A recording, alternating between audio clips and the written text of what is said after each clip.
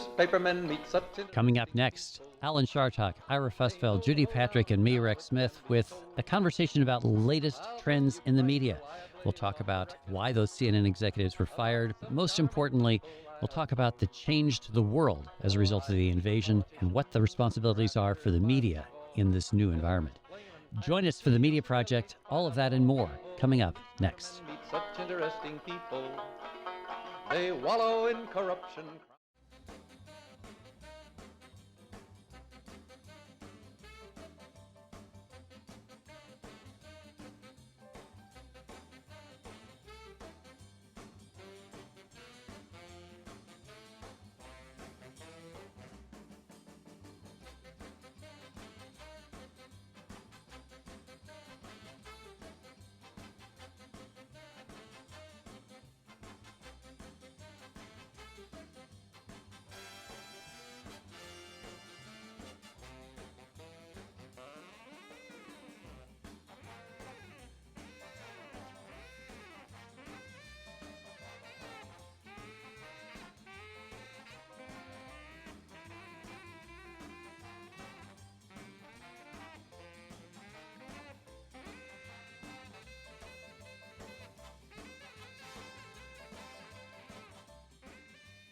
Oh, newspapermen meet such interesting people.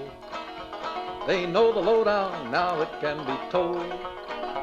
I'll tell you quite reliably off the record about some charming people I have known. For I meet politicians and grafters by the score, killers plain and fancy, it's really quite a bore. Oh, newspapermen meet such interesting people. They wallow in corruption, crime, and gore.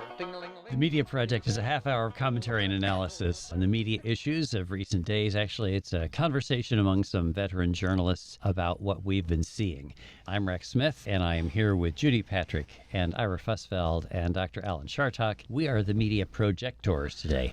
You know, the world has changed since the last time we sat in this studio together, and that is there's a war underway in Europe, and I wonder about the media's responsibility and how we're going to go about dealing with this. Because if you look at what has been covered in media outlets in recent months, it has not been, although there has been a lot of coverage of the buildup to this, it certainly is different from what we're likely to see. And so I wonder about the responsibility to give people information to sort of direct their attention to something that is important, even if it is not at the forefront of their mind the way, say, crime in cities or schools and parental responsibility might be.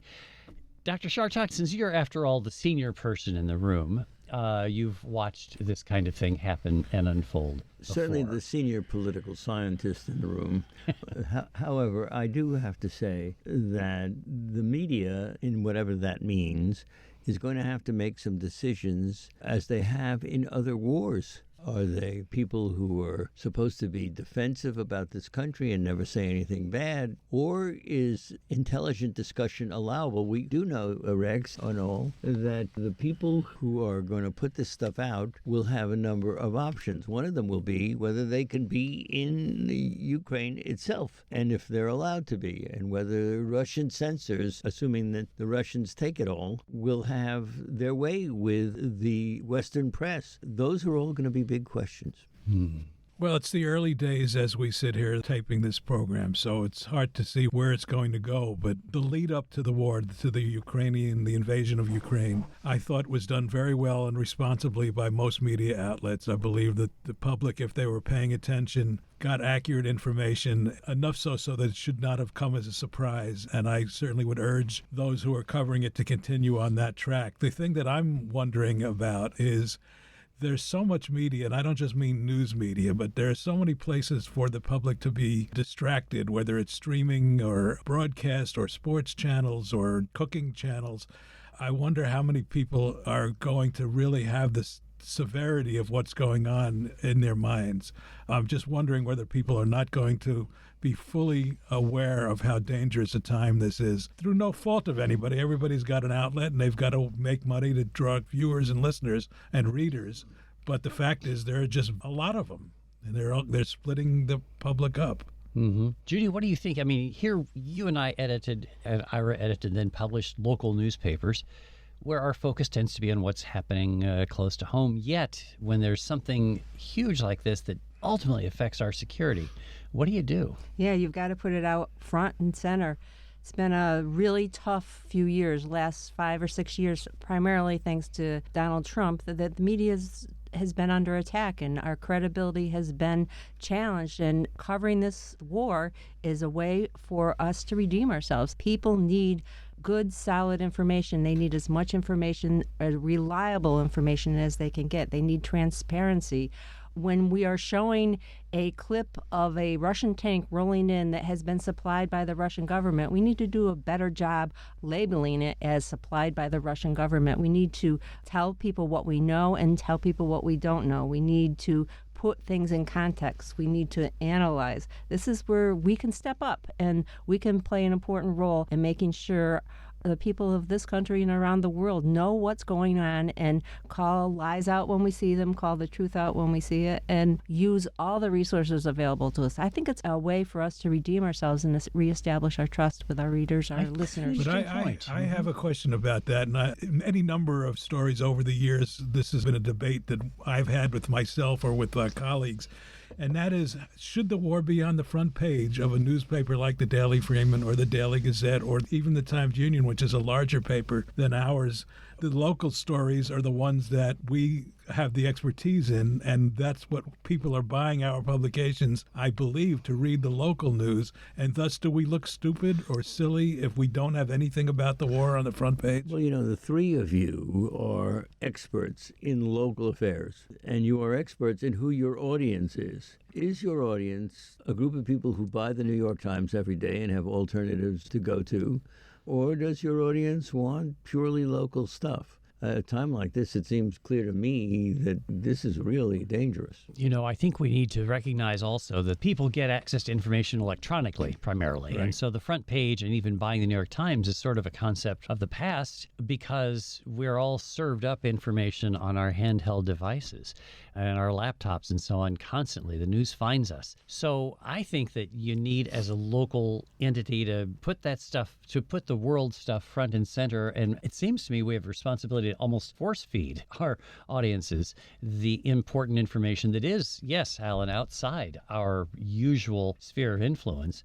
And the second thing is, I think this makes also media criticism especially important because we're in a situation now in this country where we almost have to care as much about, as one of the MSNBC commentators put it, don't care as much about what Tucker Carlson thinks about Vladimir Putin as we have to think about what Putin does, because the opposition party in Congress, half the United States now listens to these people, and Tucker Carlson, that despicable character, is basically an apologist for Putin at this point. Here's Tucker Carlson. Why do Democrats want you to hate Putin? Has Putin shipped every middle-class job in your town to Russia? Did he manufacture a worldwide pandemic that wrecked your businesses? Is he teaching your kids to embrace racial discrimination? Is he making fentanyl? Does he eat dogs? That's Tucker Carlson. And that, I think, is also part of what we need to do, is to call out these bad players in our midst who are distracting us from what is truly important, and that is a threat to world security. Tucker Carlson, or somebody who agreed with Tucker Carlson, was a syndicated columnist. Would you run that on your op-ed page? Would I? No. You wouldn't. But don't we have a responsibility to have all of the views out there, including one that I would agree with you is despicable? Not every view. No, I think that an op-ed page is an opportunity for you to help shape opinion, and I would try to squelch that kind of stuff, frankly. I mean, you put into your news columns. You have a responsibility to fill your news columns with everything. But your opinion pages, I think you can make some judgments there and say, this guy is not for But us. this guy is a Trumper, if you think about it. And Trump, incredibly, has been dismissed from much media as being too far out. And so we're not going to run him. We're not going to talk about him. So there's a whole group of people, followers of Trump, who do not get this crazy talk from Trump or from his lieutenants, including Carlson, who I believe is such a person. So we have come to a point in this country where we are saying we're not going to run this ex-president or the people who speak for him. Is that dangerous? Well, we saw the debut of his new social media network. Yes. By him, I mean Donald Trump. His Truth Social stumbled in recent days when it tried to debut and the app wouldn't load and people couldn't sign up. And people are really questioning, whether or not it has the infrastructure to rival Twitter, which it doesn't. I should note that Tucker Carlson has been trending in recent days on Twitter with the hashtag TokyoRose. Oh, excellent. A play of And that's the old so, Tokyo and Rose. so true. And so Uh-huh. But here's the thing. There was a new poll out shortly before the invasion from Gallup and the Knight Foundation that found that Democrats have been tuning out national news during the Biden era, that there's been a huge decline, especially among younger Democrats. The first time since this study began a few years ago that Democrats have less interest in national news than Republicans and independents. And I guess, what is that? Is that because people like to read what makes them mad, and so they followed national news when Trump was in, and now they don't?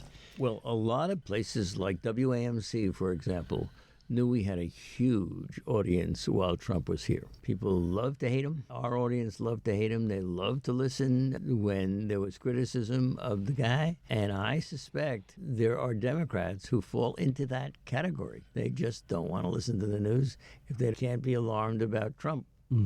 And there's probably some relief that they don't have to pay attention to the news so much. I think during the Trump administration, people were on tenterhooks all the time. So many bad things happened, and it just seemed like it never ended, so you had to stay on top of it. I think there's some relief there that they don't have to do that anymore.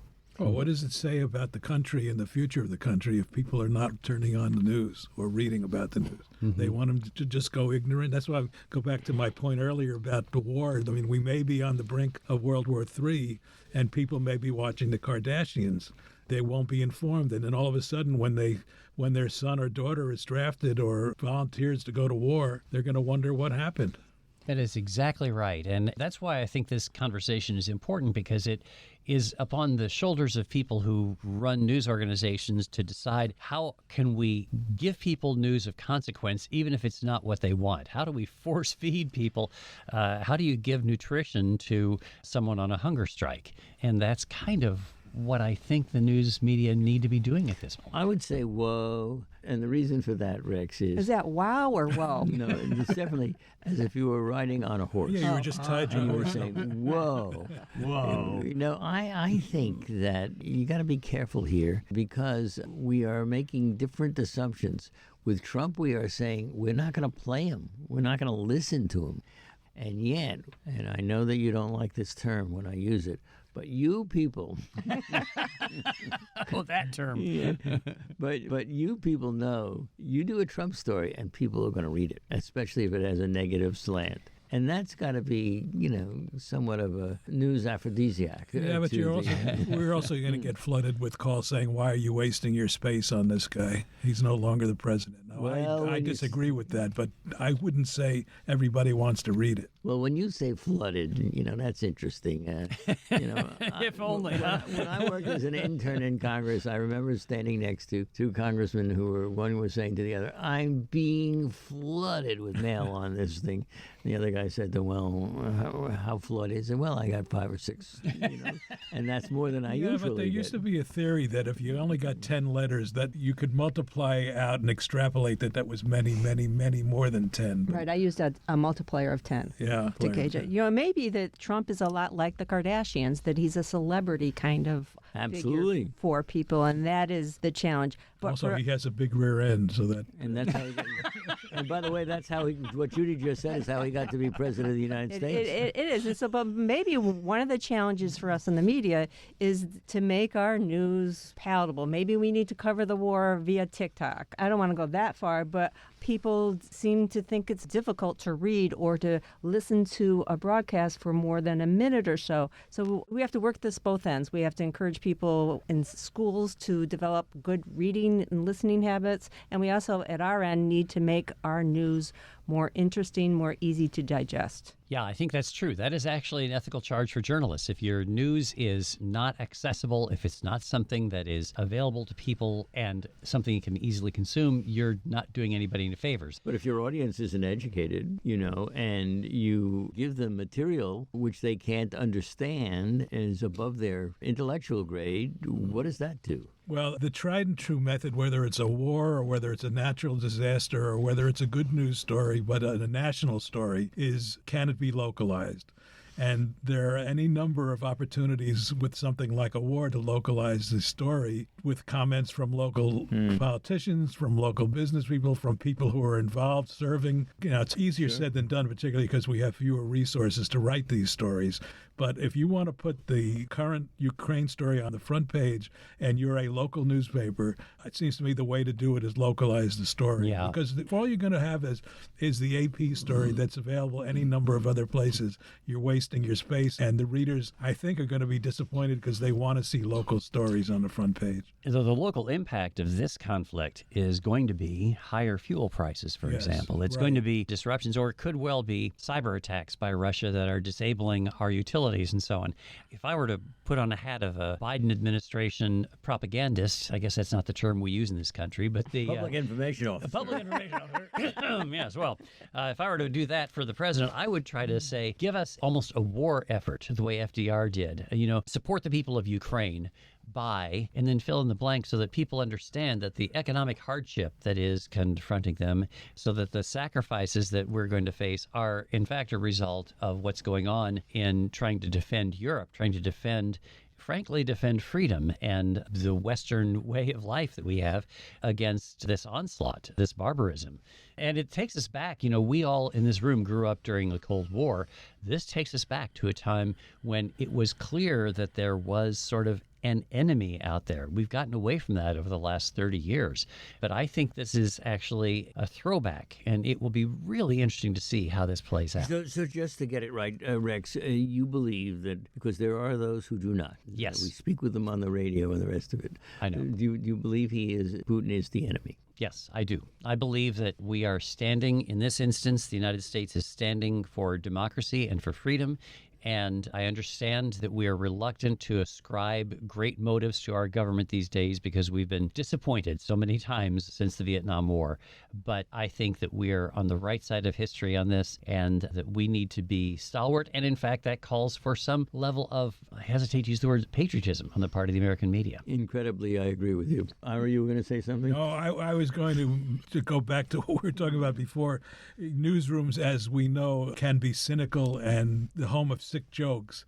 And as it relates to localizing stories, the standard line was, there was a plane crash halfway across the world, 500 people killed, and the editor would say, anybody local? Sure. Exactly. And if not, the story runs inside. That's the newsroom culture. You know, when it comes to determining whether or not Putin is evil or the enemy, one of the challenges people have and the due diligence you have to do is listen to them, read where they're coming from, listen to the people in their country, and figure out whether or not there's any truth to whatever they're positioning. And then watch everyone has a responsibility to do that, to at least give it a try, see if there's any rationale to what he's doing. And over time, the leopard shows his spots. You know, Cousins is important here. Cousins. Don't you get it? In other words, newsrooms now are going to be looking for anybody who has a cousin Right. who's studying in Ukraine. Oh, yeah. Oh, well, you know, there are substantial Ukrainian immigrants in this area, or in the capital region And of you New have York all State. the educational institutions that have experts on staff that are more than willing to talk to get their names. And some of whom are idiots. And also, there are plenty of ways to localize this from the Russian perspective. Absolutely. Oh, yeah, sure. But when we find the cousins, when we find those people, you can be sure that they will show up on the 6 o'clock news and others, because that's who they're going to be searching for, people who will bring relevance to all of this. But I don't think it's hyperbole to say that this is a very dangerous time, and it's got the potential to go way out of control. Well, here, let me just say one thing. I've said it before. Oh, he's only going to say one thing. All We'll right. see. You are so correct in Ready, saying set, that. go. Yeah. Go. This show ought to be an hour, and Judy ought to be on it every week. That's right. Well, Watch, he's going to forget the one thing he was going to say. do you think so? You're right. Oh, well, So if you wish to share your point of view, the Media Project, media@wamc.org is our email address. Rex Smith, Judy Patrick, Ira Fussfeld, and Alan Chartock here. We've been debating something very important, and now we move to something not perhaps so, except that there may be significant consequences. CNN is now in search of a new leader. We will talk for a second here about the ouster of the last one, but the new leader who may well emerge, the guy who is the chair of the board of Discovery Media, which is taking over CNN. You know, CNN was started by Ted Turner, owned by AT&T. It's now part of an $85 billion acquisition by Discovery, and the guy who runs Discovery is named John Malone.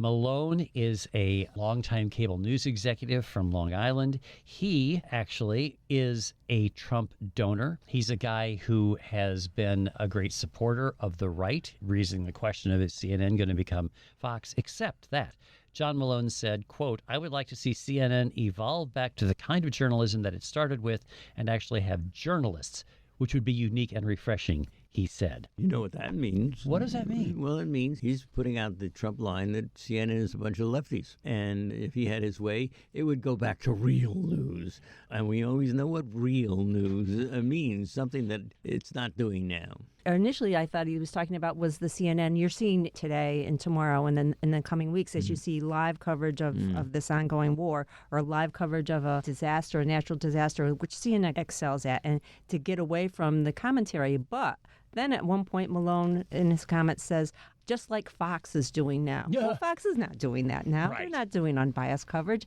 He wants it to be like Fox. He does not want a return to hard news only. He wants Fox.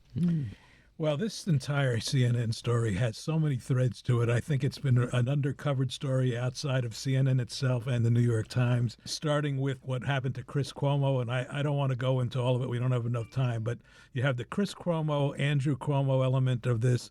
You have Jeff Zucker and his associate/girlfriend part of this. You have the Malone comments that you two just alluded. And the future of CNN is really at stake right now. And there are all sorts of implications for CNN, but also for the media in general. This is a big topic in terms of, again, opinion versus news. How much is it too much?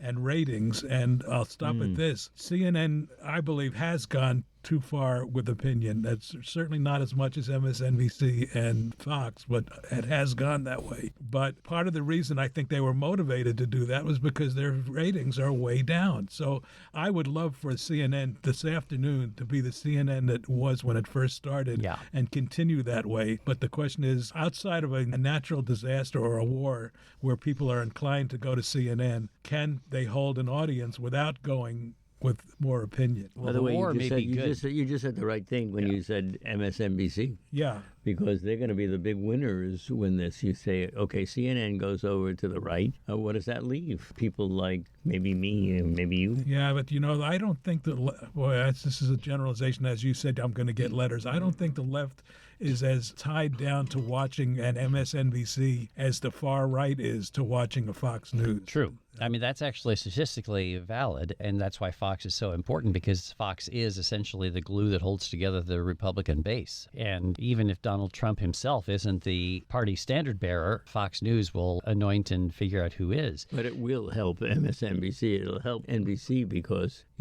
I know I go back and forth all the time between the two channels. I think, though, the war may actually be a good thing for CNN because people may be tuning in to real reporting that the other cable channels they don't do have. a terrific job of that. I just think they've messed themselves up by giving Anderson Cooper and Chris Cuomo, when he was on their air, and Don Lemon, they've turned that nighttime over to very much opinionated broadcasting. Now, interesting stories are emerging about this ouster of CNN President Jeff Zucker and his executive vice president, Alison Gollust, which initially was attributed to the fact that they had an unannounced affair going on, that violated their standards. But now, reporting by CNN and by the New York Times and others now, makes it clear that what seems to have been at play was a little bit more. Notably, the CNN ratings are way down, and so there was a hope to make a change there. And number two, CNN executives, both Gollust, for example, was apparently consulting with Andrew Cuomo about what questions he wanted to be asked when he was to appear on the air there. And there are people in broadcast media who say, oh, yeah, that happens all the time. Is that a good thing? Well, I do agree it happens all the time. But not at this station. I can tell you, I do a commentary with David Gastina every morning, and he goes out of his way to embarrass me one way or the other. and when you're interviewing members of Congress on the Congressional Corner, I try you to don't be tough. Yeah, you don't give them but the you questions. don't when you interview a politician, for example, you say we're going to book you for a half hour. We may be talking about taxes or the war. You just say we're going to book you for a half hour. We do not do it. Well, I know the TV networks typically do a pre-interview where the subject is basically given the parameters, which does not exclude the broadcaster from asking something else, but they basically say, here's what we're probably going to be talking about. Okay, I'll make a little news. So, Andrew Cuomo, who I talked to a lot before he decided he didn't want to talk to me because I was asking him questions he didn't want to get asked about his mother and Thanksgiving and all that kind of stuff, which made big news. But they would call me all the time. Asking about what they would say, it would be good if you could talk about it. Yeah. I never listened to that crap ever. Right. I mean, I just said thank you very much, hung up the phone, and did what I wanted to do. So they do that. It is different. I mean, television, on the one hand, you understand that the constraints on television are really different from the other media. If you're the moderator of Meet the Press, you have to hit that little pad, 15 seconds that you've got to hit in there somewhere, and they can roll the credits faster. You have the same pressures here in radio. But... So I have a question for you. Why did they fire Lawrence Spivak? What? You and I are the only two people who know who that is. This is really great because Judy is totally. I have no idea. What about the chimpanzee on the Today Show? Why did he lose his job? Spivak was the early guy on Meet the Press. Yes. And then all of a sudden, he wasn't the lead. He was still on it for a while. Well, he got old and retired, but he was your proto. He was your proto. Listen, I'm old and you're old, and we've both retired. Oh wait, you haven't. Yeah. Wait, Wait, can I get back to CNN here for a minute? Yes. Because I wanted to make the point that it's okay for a producer to call a politician ahead of time, say, can you do an on-air interview with us about the flood? Sure. But in this case, what we had was a senior executive at CNN reaching out to the people who were asking the questions and say, Cuomo wants to be asked about this, this, and this. And that's a real blow to their credibility. They have some rebuilding to do. But going back to Zucker and Gollust, And Spivak, it too. may have Spivak, it may have been easier. It may have been easier to get rid of them because the ratings were so low. The fact of the matter is, Zucker violated a company policy that they were upholding with everybody else who worked there, and you can't allow that to happen. If it was a clear violation, which was not to reveal to his superiors the affair he was having with a colleague, and in fact, there were any number of opportunities for him to do it, he deserved to get fired. The ethical violation, though, I think Judy's point about an executive, in this case Alison Gollust, who had been Andrew Cuomo's communications director, remember, years ago, now being on the phone with him and Cuomo's staff giving her the questions that the anchor was supposed to ask him. That's really outrageous, isn't it? And so I think that would be cause enough to be forced to resign. This executive, by the way, Gollust, was in charge of the public-facing notion of CNN. And in fact, that is why she was fired. She did not get fired over the affair. Zucker got fired over the affair. So anyway, supposedly, we don't know. And this part of the lack of transparency is part of the issue here. But the real issue is that we have journalistic standards there that are different from one medium to another, it seems. This is very interesting. Yeah, I wonder how much Zucker got paid on the way out. Well, They're that's still fighting they're about fighting. that. Yeah, we will see about that. Anyway, we've run out of time. Amazingly enough, we don't have time for Maybe any more next of week this we can show. talk about why we put pictures of certain people like Gollust in the paper and why some people get pictures in the paper and why they don't, if you're following Did me. you not put Alan's picture in the paper when you were always there? did. Whenever No. Okay. Never mind. More to I come. could go further. That is the Media Project. Dr. Alan Chartock, Ira Fussfeld, Judy Patrick, and I'm Rex Smith, with gratitude to our producer, David Gastina, and to you folks for joining us this week on the Media Project. Let's give 3 cheers for freedom of the press.